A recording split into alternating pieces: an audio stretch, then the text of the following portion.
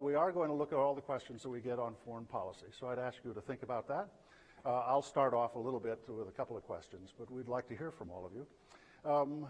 We have one thing we have to do. We're going to end about 5 minutes early because there's a fairly significant press corps from Italy that's here with the delegation.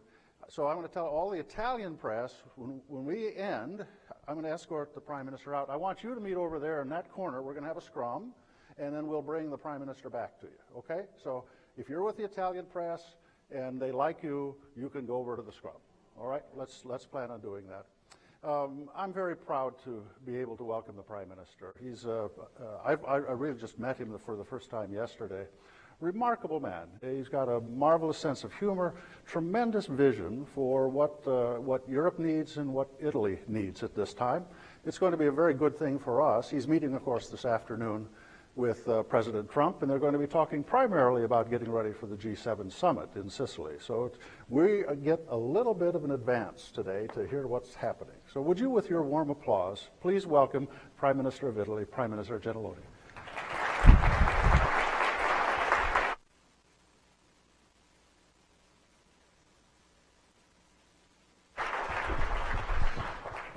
Grazie. Thank you very much. President Humphrey, ladies and gentlemen, I'm really honored to be here. My topic is security in the Mediterranean as a cornerstone of global stability. I'll give you a few comments, don't worry, and then I'm very happy to have a conversation answering to your question. We all know that the Mediterranean played a central role in human history in general. The sea in between the lands has favored the rise and flourishing of some among the most advanced and significant civilizations since ancient times: Egypt, Greece, Rome, to name but a few. It has witnessed the birth and spread of the three monotheistic religions, which are still the most influential in the world today. Over the centuries, it has preserved its long-standing character of a political, economic, social, and cultural crossroads between Europe, Asia, and Africa, and between East and West, and between North and South. As such, it continues to exert a fundamental influence on human societies. In the last few years, however, the greater Mediterranean area has increasingly come to be associated with waves of chaos, fragmentation, volatility, and loss of life. These waves are hitting the European shores, and they entail consequences on a global scale. How to mitigate the storm is a fundamental question that requires a comprehensive answer. Until recently, too many Europeans have been living under the illusion that they could separate their destiny from the Mediterranean and from the crisis originating from this region. It was a mistake. Massive migration flows from Africa to Europe, widespread instability and/or open conflict, increasing terrorist threats against Western targets and interests, new conflicts with a religious basis or excuse. These issues have been confronting our governments and societies for some years now, and if not adequately addressed, may imperil the very core of the Western political model founded on democracy, pluralism, and market economy. Italy is committed to tackle the root causes of these challenges, but we have to do it all together. From our perspective, these challenges correspond to a set of priorities that I would like to discuss with you. One, effectively managing migration flows coming into Europe. Two, stabilizing areas of crisis in the Middle East and Africa. Three, succeeding in the fight against terrorism, and in particular, eradicating Daesh. We all know that to address these challenges, reaffirming the centrality and robustness of the transatlantic bond between America and Europe is of the essence. We can't do without this. Italy, as a key international security provider, is assuring a significant contribution to counter terrorism. We are present in several international missions with over 7,000 military engaged with NATO, the EU, or the United Nations. We are the second troop contributing nation in Iraq, as well as in Afghanistan, after the United States, obviously. At the same time, we must have the capacity and wisdom to address the lack of economic perspective in many regions around the Mediterranean by actively promoting development and social inclusiveness. This falls into the priorities of the current Italian G7 presidency, which focuses, among other things, on management of human mobility, stability in sub-Saharan Africa and the Middle East and North Africa region, inclusive growth, education, prevention of terrorism. Indeed, the Mediterranean should be perceived also as an important market with major growth potential. Consequently, gradual integration of the economies of the region, which is very low at the moment, should be pursued as a means to boost growth and job creation in the entire Euro-Mediterranean region. In this process, besides the regional partners, other major actors are involved, starting from the Gulf countries, sub-Saharan Africa, and extra-regional players. I will now go into the details of the three sets of priorities outlined before, which currently mark the Mediterranean region. 1. Managing the dramatic increase in migration flows from Africa to Europe. This, as you know, is of the essence for Italy. The figures are impressive.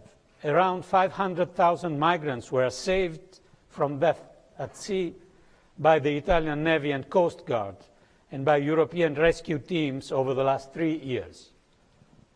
500,000. This dramatic situation requires renewed efforts in a short and long-term perspective. Indeed, there is space for a more vigorous international engagement based on a reinforced American, European, in particular Italian leadership aimed at stabilizing the states of the southern Mediterranean. In the short term, more balanced burden sharing among European Union countries and more efficient control systems on arrival are fundamental, combined with more effective identification and return mechanisms. At the same time, long-term policies should be promoted to foster stabilization and economic development in countries of origin and transit. This is the idea behind the Italian proposal for the Migration Compact, launched by the European Union last year, which should be upheld and broadened in scope. This idea has been the basis for the agreement I have signed last February with the Libyan President Serraj, as well as for the one I have concluded with the President of Niger, Issoufou. It is also at the origin of the inclusive approach we are promoting with regional partners in view of the G7 Taormina Summit. Second, we should continue to address the broader political and security challenges coming from areas of crisis around the Mediterranean. Libya remains on top of our priorities. In this country, where more evident have been the mistakes of our past lack of vision, the clear should now be our common engagement.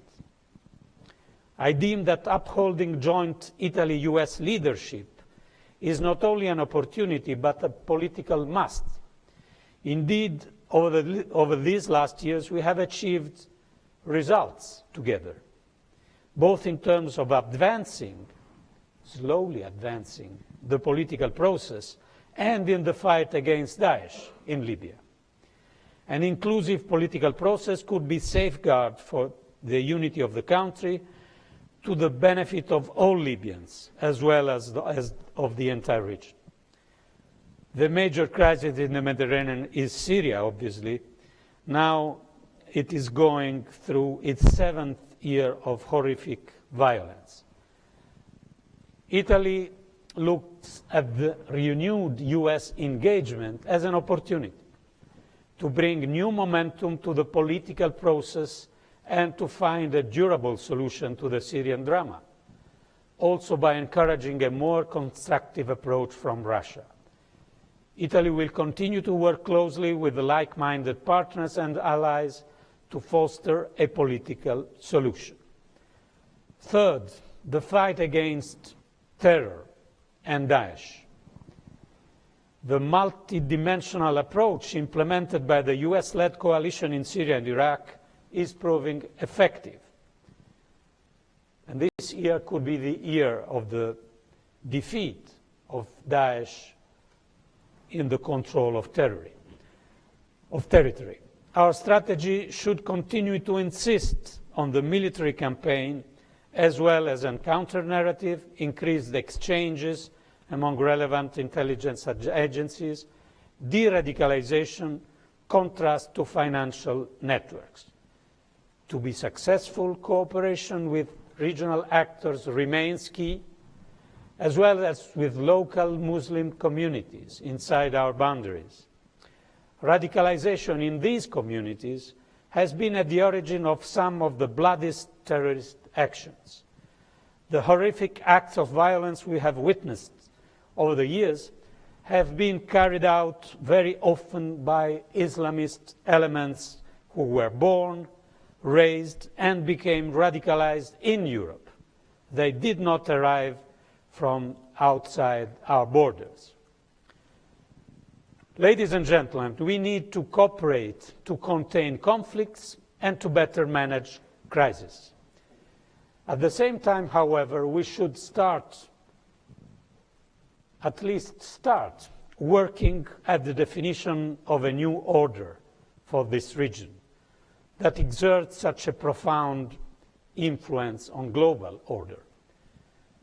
Some sort of new Peace of Westphalia or some sort of a Helsinki Agreement for the Mediterranean have sometimes been suggested. The limits of tracing such ambitious historical parallelism are evident. Nevertheless, I believe that the consciousness that should guide us in this process has very much in common with the spirit that led the way to ending the wars of religion in Europe and, during the last century, to overcoming the Cold War. I am profoundly convinced that there are a number of possible and necessary steps that we have to take. Implementing measures of mutual trust, following a multilateral and comprehensive approach to conflict resolution, recognition of borders, fostering interreligious dialogue, enhancing economic cooperation in a perspective of joint exploitation of natural resources, from water to natural gas. Italy is determined to give a decisive contribution to this path, and I am confident that through our joint efforts we can make a difference in reaffirming the role and the perception of the Mediterranean as a region of renewed opportunities and vision, and as a solid cornerstone of global stability. Thank you very much for your attention.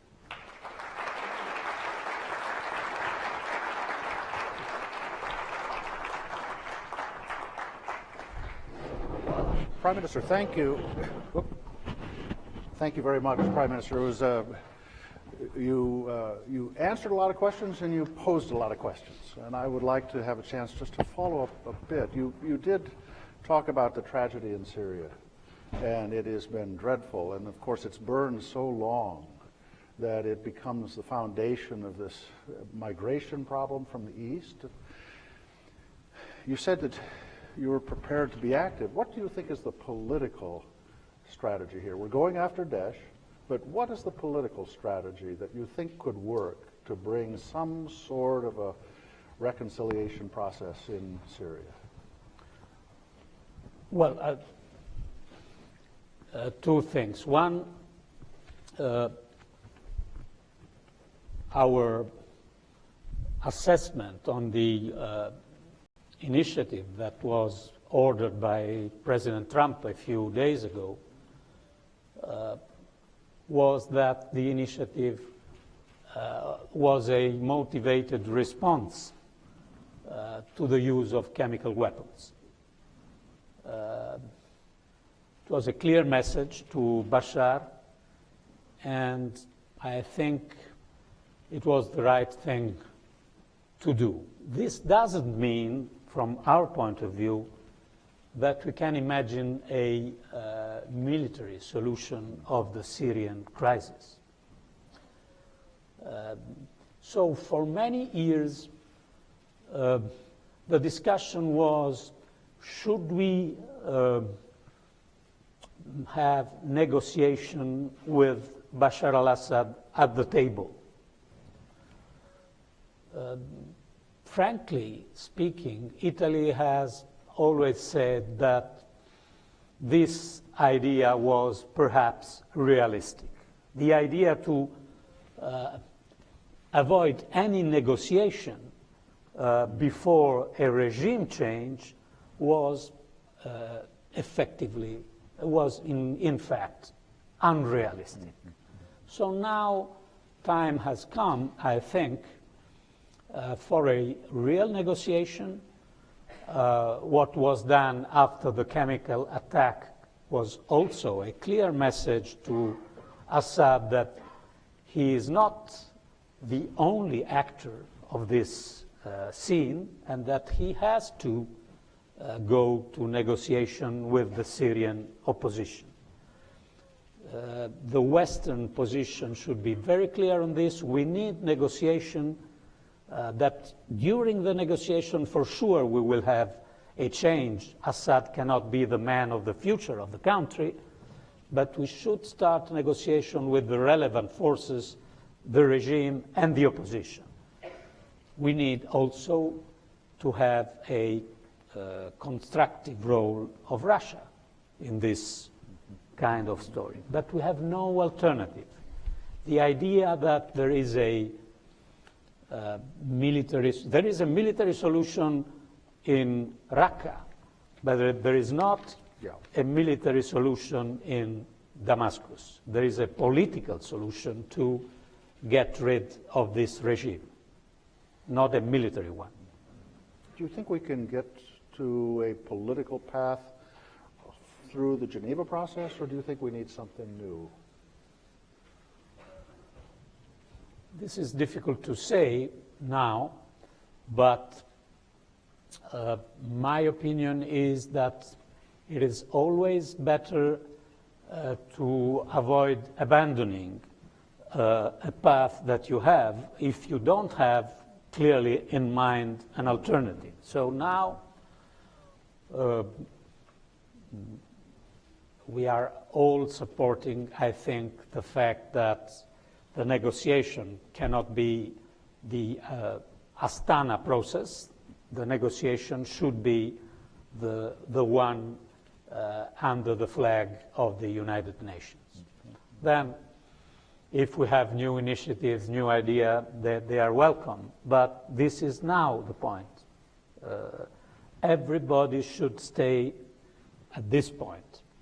Real negotiation between the regime and the opposition with the United Nations, under the United Nations flags. And do you see Italy playing a lead role in helping?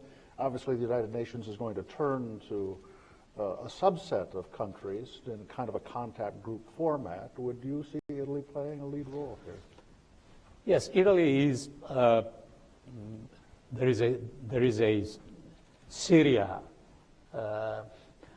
When I was referring in my comments to this utopia of the sort of Helsinki spirit for the Middle East, I was mentioning the fact that we have some multilateral formats that are trying to address this situation of crisis. In Syria, we have both a meeting of countries like-minded, and then we tried a format involving also Russia. The results were mixed, frankly speaking. I think in some moments they appeared good one, ceasefire, but it was even difficult to name the ceasefire. We were forced to name the ceasefire hand of the hostilities because someone didn't want the name ceasefire. So it was a very difficult exercise. Italy is contributing to this process both in the like-minded group and in the Syrian crisis group. Our specific contribution can also, I think, be the fact that being a Mediterranean countries, we have several links from different point of view. Just to give you an example, we hosted in Italy several moments of interreligious dialogue with the Syrian church, which, by the way, is in some way supporting the regime, but, well, it is not the fundamental channel, but it is a contribution that we hosted and was very interesting. Can I shift south to, you mentioned Libya. Obviously, you know it and understand Libya so much better than Americans do. We're rather detached. You said we have to make this a focus. I mean, if we're going to solve the migration problem from Africa, it's going to have to be with a solution in Libya. How are you optimistic about where things are trending right now in Libya?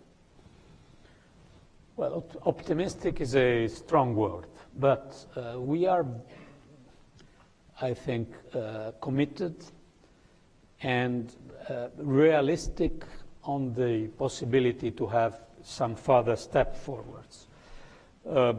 Why we are so committed? We are so committed for two reasons. One is that we have some responsibilities, not only the historical one as Italians, but also the more recent one as Western countries, the intervention of 6 years ago, which evidently was an intervention lacking a vision, a perspective for the future. So we are committed because of our responsibilities. We are committed because of our geopolitical interests.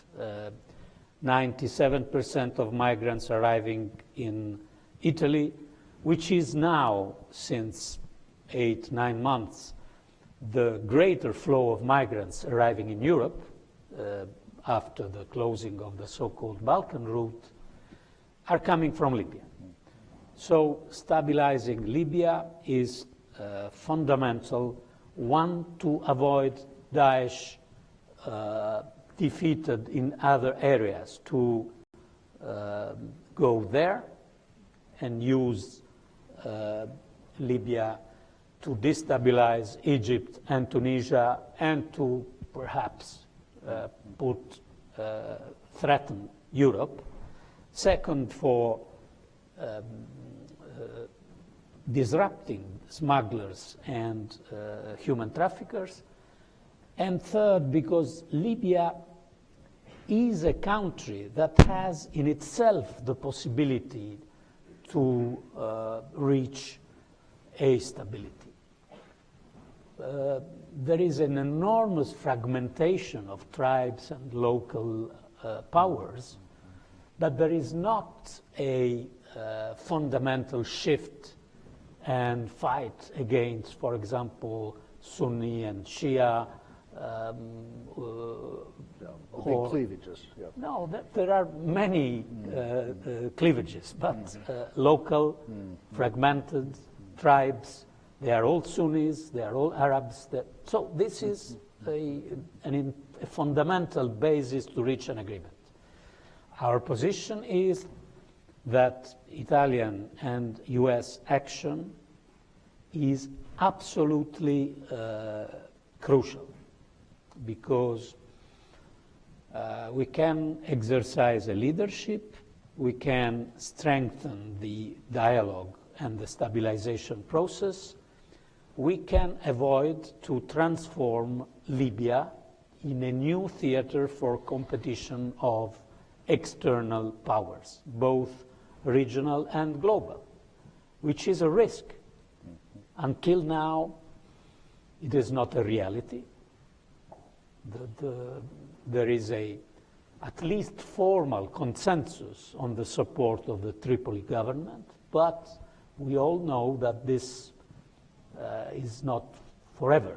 So now is the moment for US and Italy to work together to stabilize the situation, enlarge the support the Tripoli government to other actors, and, but this is mostly an Italian job, to disrupt smugglers, traffickers, and reduce the migration flows, which we are trying to do with, I think, a good response from the Tripoli authorities. It will be a process, but interesting. If I may, how do you interpret Russia's recent kind of engagement in Libya? Is this a positive thing from your standpoint, or are you worried about it? I'm worried of the risk of transforming Libya in a place of confrontation, both confrontation between different Sunni regional powers, one against the other, and second, confrontation between global actors. To be clearer, I don't think that the division of Libya in two different parts, one more nearer to Egypt and the other one more Islamic, so to say, I don't think it is a good idea, because this could bring further destabilization and further external intervention. So we have to involve all the actors, General Haftar, President Aguila, all the ones that are not supporting the Tripoli government should be pressed to go on board, but without accepting the idea that the division of Libya is a good idea. It is not a good idea. The consequences will be dangerous for Egypt, dangerous for Tunisia, and for the interest of Europe. I'm going to take one last question, and then Heather, you hand me any that you have. Let me ask you, we're going to have the first of an important election in France here, in a couple of days. We've had Brexit, we've had this very, unsteady, we've got nationalist forces are louder, at least. I don't know how much stronger, but they're certainly louder. What is your vision of the future of the EU? Are you worried about the EU, or do you feel that this is just America, we're too far away from it and a little too paranoid about it? No, I think that everybody is worried about Europe and EU. How could you avoid to be worried? We had, in the last couple of years, a sort of perfect storm, Brexit, migration, the consequences of economic crisis in several countries. So keep high the attention on what happens. The next elections will be key, but at the same time, I think, and this is very important for the American point of view, and American could also play a role in this sense, we should never forget what EU is, an extraordinary success story. Because if we were able to maintain peace, to have freedom for Spain, Portugal, Greece, and then for the communist countries, welfare, free trade. This is Europe.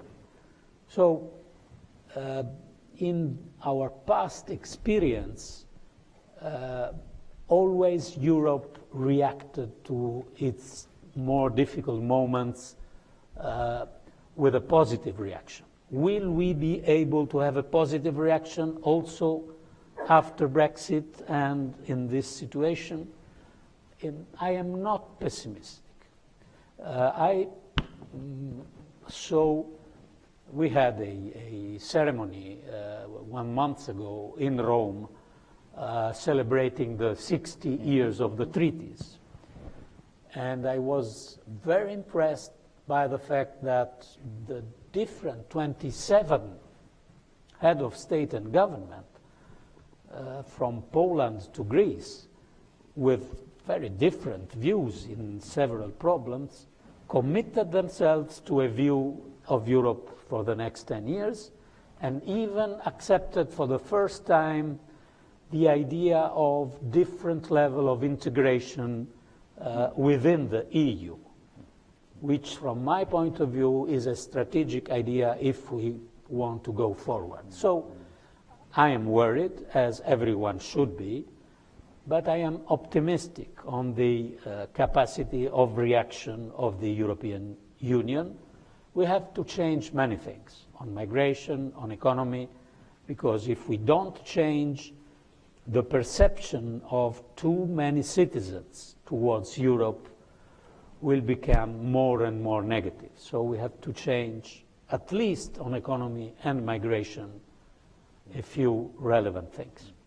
If you permit a personal observation, I think the coherence of the EU is America's most important defense interest, strategic interest. Absolutely. We have to have the EU come through this turmoil and stronger. And I think your leadership will be very important for that, Prime Minister. Let me ask you a couple of very good questions we've received so far. First, are you satisfied with the level of intelligence cooperation between Italy and the United States, especially in regards to the Mediterranean? Yes, I have to say that we are satisfied. Sharing intelligence and cooperating in intelligence is a very delicate issue, obviously. It is very difficult to do this in multilateral formats, so it's a sort of bilateral going on, but it works, and especially it works between Italy and the United States on the Mediterranean. Thank you. Let's talk about Turkey, which is becoming a more complicated neighbor for Europe. How do you interpret this last election? Do you think it leads towards more stability, or are you concerned that instability within Turkey could open up problems again, especially with migration issues? It depends on how the Turkish government and the Turkish leadership will react to the referendum.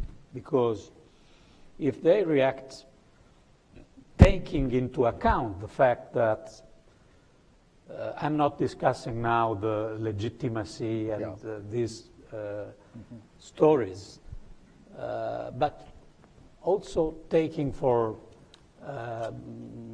granted the legitimacy of the elections, you have half of the country voting in a different way, and half of the country mostly concentrated in the more modern and urban areas. So how do you react to this? I think it's not an Italian problem, it's a Turkish problem, but looking at it from an European perspective, I hope that the reaction will be an inclusive one and not a reaction tending to exclude half of the population that voted against. If you have an inclusive process, you can have, I think, also a decent relation with EU. I've always been against strong wording. We have to close the door in the face to Turkey. But obviously we have red lines. Sorry to say this, but we have red lines. One is the death penalty for the EU negotiation. Two are many other issues connected to the visa request that is very important for Turkey. So no propaganda against, but we need an inclusive process and we need the respect of fundamental rules. We have also in these days a discussion in my country because a blogger, a journalist, is in prison in Turkey, and I do hope that the problem will be rapidly solved. But this is one of hundreds of examples of the fact that we need a commitment on our fundamental principles by Turkey. One of our colleagues here starts off by saying, congratulations to Italy for your development aid increases. And could you amplify? You talked about development as being the long-term solution to the migration problem. Can you give us a little more detail about how you see development being as part of that strategy, how you think the European Union can reinforce that? Well, European Union is doing a lot on development aid. So if in my judgment on European policies, I would say good on development aid. We can always do better. Not so good in migration policies, because obviously migration policies needs short-term, middle-term and long-term intervention. Europe is rather strong on long-term, so investment in public aid, and I'm proud of the fact that the Italian government in the last 2 or 3 years augmented the public aid to development in a very significant way. But at the same time, we need short and mid-term initiative to curb migration, and there we are not so, because we have to be clear, this public aid to development will contribute to solve the migration flow in 15, 20, 25 years, not in 3 months. And the task that governments have in Europe is to defeat smugglers and traffickers and manage the migration flow now, in the next months, not waiting 20 years of the effect of the development aid. So this is a very good European commitment. I'm proud of the Italian one, but please don't forget that we need also short and medium-term initiative if we are dealing with migration. Do you anticipate, or the question, do you anticipate that development would be part of the G7 discussions that you'll be having in Sicily? Yes, we have also invited 5 or 6 of the major African leaders, from Nigeria to Morocco, from Tunisia to Kenya, just to give the message that Africa is absolutely relevant. And not only for us Europeans. We can't consider Africa as the second Chinese continent.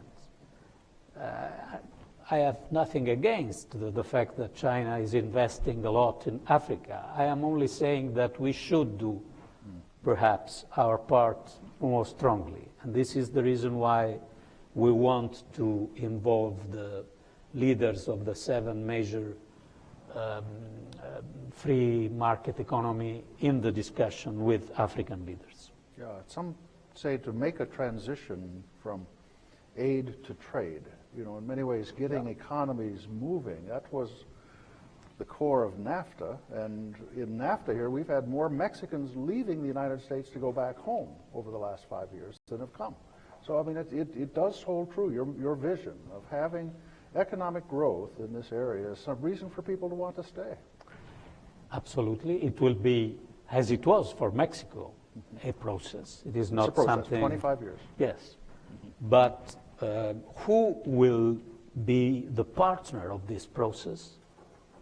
I think that Europe and US should be partners, as China, and we can't forget this continent.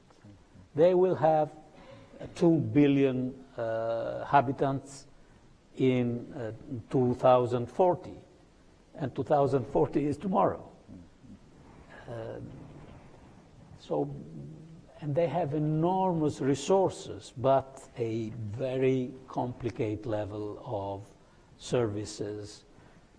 That there are enormous potentialities. For example, renewable energies in Africa, is agriculture, food security. We had a international expo in Milan in 2015 that was concentrated on food security. And it was very interesting how Africa is growing in its role.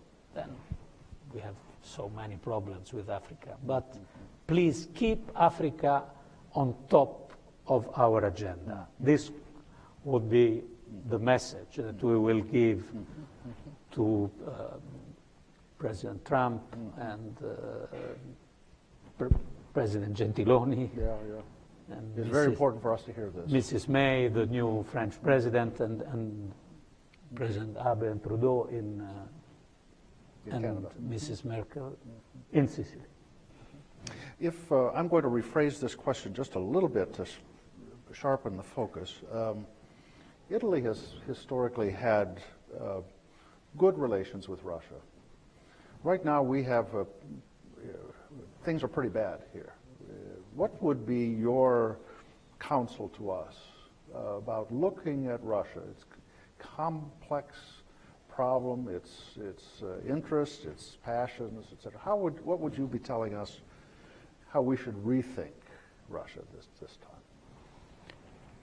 Well, I think that we were right in reacting to what happened in Ukraine. And I'm telling this knowing that for Italy it was a difficult choice because Italy and Germany were the two economies affected by sanctions, counter-sanctions, more than the others. But it was a right decision. I gave you my assessment on the initiative in Syria. We don't have to show weakness because this would be a mistake, absolutely. So we have to keep our unity and not show weakness. But at the same time, if we are united and if we don't show weakness, we have to engage Russia. The idea that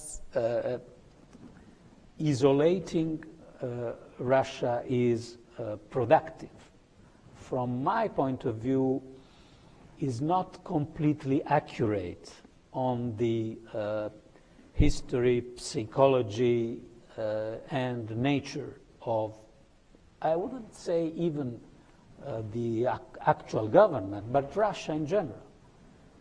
We have several examples in history that Russia, when he is attacked, reacts with an enormous national pride and energy. And when you engage Russia, they show their weakness, because unfortunately their economy is very weak. So what happened in the 80s is very interesting. We should study what happened in the 80s. It was the lesson of Ronald Reagan, I think. Yeah. Let me just take a few more, if we could. What would, if you were to, the day after your G7 summit, what would you decide would make it successful? What do you want from the summit and would be a success from your leadership standpoint for this round? Well, you know, my impression is that it is fundamental. It's not a psychological meeting, but it is fundamental to reach a sense of unity among these so relevant countries. Well, it is always important, but it is specifically important this time, because many of the leaders are changed. Someone will change in the next days. So if you look to the seven at the table, I think that only one or two have previous experience of this kind of meeting. So you have to show a good consensus among these leaders, because this is fundamental in the world today. If we avoid to consider the role of the leaders of the free market economies in the world today, I think that we make a very serious mistake. So this format, as we call it in diplomatic language, is crucial in this moment. We have a lot of discussion on trade, a lot of discussion on relation with Russia, a lot of discussion on relation with China. These countries should be united in confronting with these issues. And this is an opportunity. You are there for 24, 36 hours, having several meetings in closed doors, only the leaders. It is useful. Very much so. Can you give us your perspective on Brexit? Now, obviously, if the election turns in France turns things a little unstable, it could be a little different. But how do you see Europe coming together to deal with the Brexit negotiations? And what are there red lines here? And are there specific things that you would say would be the most important thing to focus on from the EU side? Well, we the Italians are in favor of a fair approach first, because we don't need a revenge. We don't need a revenge to demonstrate that if you go out of EU, you are punished. I think that the discussion staying in or out of Europe in several countries will not be decided by the attitude towards London. At the same time, there is no cherry picking. You can't have the good of the single market and avoid the costs and the commitments of the single market, but I think that Theresa May has is clearly in this page. So the discussion will be very much on timing. And we all know that the negotiation will be difficult, because when you see the European treaties, they are high thousands of pages like this. So the discussion is not an ideological discussion. Then you have to discuss on fisheries, on labeling of products, on whatever. So it will be a very difficult and tough discussion. We need unity. This was also my message to Prime Minister May, and this is interesting. We both need unity. We, EU, need unity, because unity means have a strong negotiation position. But also UK needs our unity, because without our unity, no agreement will never be implemented, because you need every single 27 European member state to approve this agreement. So our unity is also in the interest of the UK position. Unity, and please continue to consider the relation between Italy and UK, EU and UK, in geopolitics and in counterterrorism and in Middle East and whatever, as relation between friends, allies and partners. Then there are some specific issues where we will be very demanding, we Italians. One is the situation of our citizens in Britain. We have more or less 500,000 Italian citizens, and we can't play with their rights. But again, I'm confident that this is clearly understood by the British authorities. Well, I've come to the end of the questions, and I know I have to reserve some time for you with our journalists. And so would all of you, first let me just give the instructions.